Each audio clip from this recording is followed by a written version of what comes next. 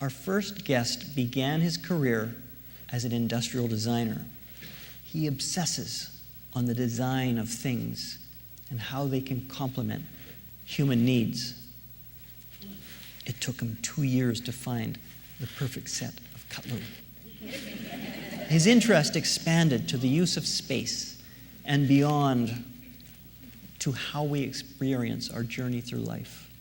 His ideas gained the attention of some of the world's leading retailers through clients like Starbucks and Nike.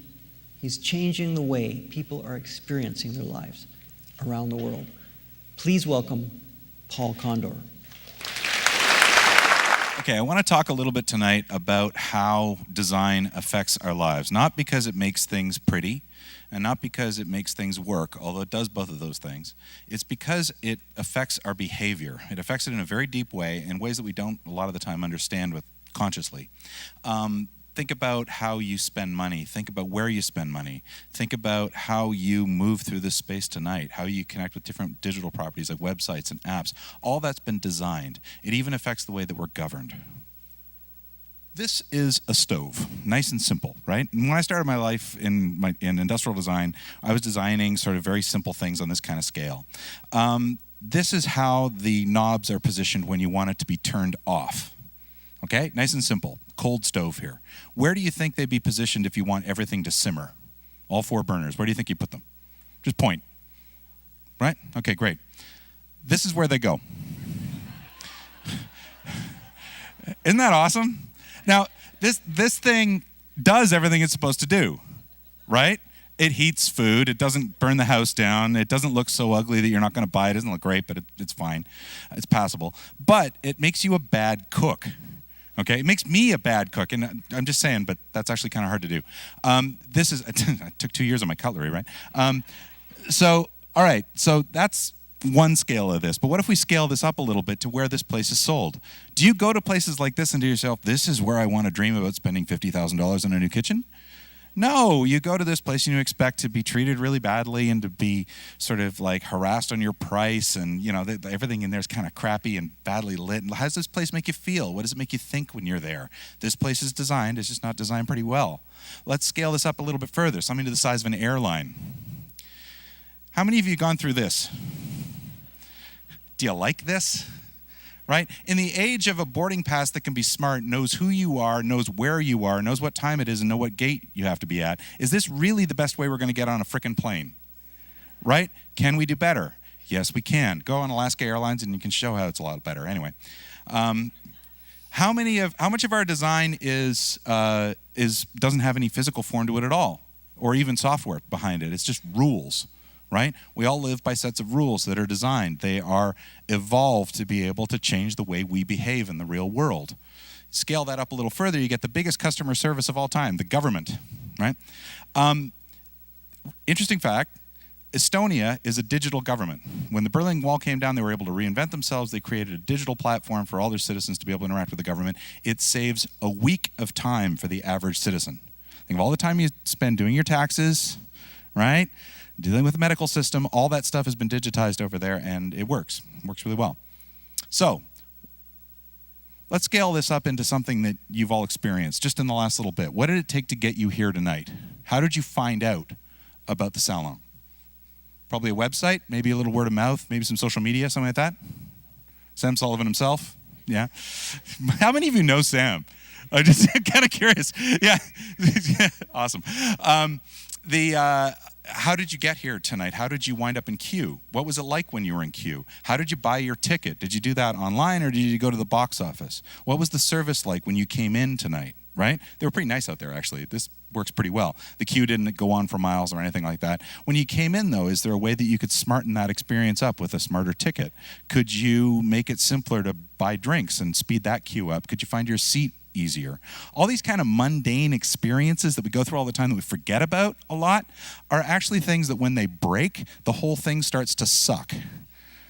Right? Your experience probably looked a little bit like this. Kind of a simple journey. Some of it's digital, some of it's physical, right? Some of it involves face-to-face service. I like working in that space that connects those three things, the service design, the physical design, and the digital design. And those three things together make up your experience when you experience most brands, but they also make a lot of other organizations up, like, say, for example, government, things like that. The thing is, this looks really simple to you, but to people like me, it looks like this. Because you wind up with a whole bunch of channels having to work together to be able to create that overall journey.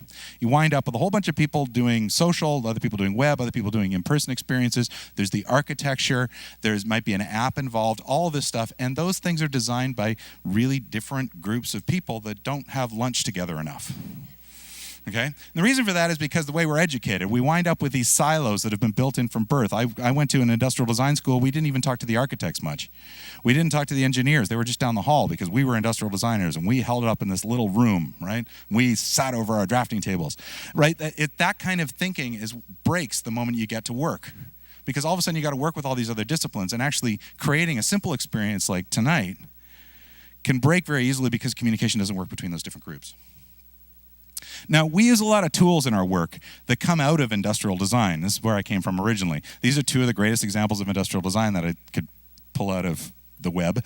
Right here, we've got the Microsoft mouse, and you've got the Apple iPod. Kind of similar kind of form factor behind these things, but they both evolved, believe it or not, from blocks of foam. Okay? People took blocks of foam, pared them down, figured out how big the thing had to be, figured out whether it fits in your pocket, how heavy it needs to be, how it fits into your life before they said, how many songs can we jam into the thing? So all that innovation came from a very human scale. And that's what we're about. You understand the people first, you understand what they need, how you can meet them, how you can deliver value to them before you start designing these touch points that make the whole thing happen. So you start with the experience first, work back into the systems that enable them. And if you think about the impact that those have had on our behavior, it's pretty huge. I really wish these guys would just look at the frickin' painting, right?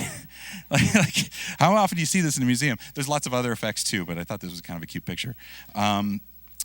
So when I started my career, I was designing things that were sort of more on the scale of the stove, things like furniture pieces, and we were using prototypes to evolve things very, very rapidly to be able to see user feedback come in, change the thing really quickly, and evolve it into something that we no way would have been able to predict when we started. If we were hunched over drafting tables trying to create a masterpiece, there's no way that we would have been able to land on this thing at the end, and it wound up looking like this. So we never would have landed on that if we weren't going through this process of evolution. How do you scale that up to something the size of a retail brand, though, right? Like a Starbucks or a Nike or one of those. How do you create a prototype when you're making things like buildings that you can't just tear down, right? Try a new one. Well, the process actually winds up looking a little bit like this. Start over up there in the upper left, taking a really good look at what people are doing in the actual environment. Actually analyze how people move through the space, how that correlates to what they spend, because that's what the client wants amongst a whole bunch of other things. It's really important that you do something that's financially viable. You connect the behaviors in the real environment and take a look at how those drivers actually connect to the people that are in the space. Think about how the digital touch points affect it. It's a little bit like using web analytics, but doing it in a physical environment. You can combine all of this together into one sort of soup of data and be able to find correlations to be able to see where value propositions and value points are for the customer. Move over into ideation there, where we're creating new ideas really rapidly. Some of them are paper prototypes, like I showed you earlier, like with a foam. Over there, we've got quick computer models coming up with new ideas for how you'd be able to build out the physical environment. You build those at the same time as the digital environment's running.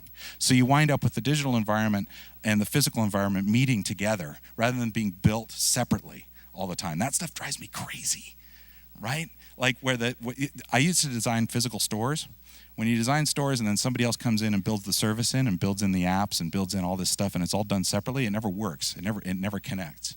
When I showed you that customer journey map earlier, the reason that things tend to break tends to be because people don't align between those channels and aren't able to be able to create something that works between all these different touch points that are digital and physical.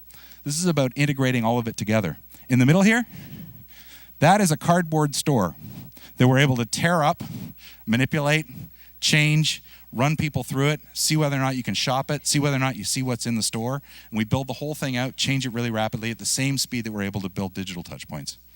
And down here a little bit further, we're realizing all these things and making more and more physical space come to life. Thank you very much for your time tonight. Have a good night.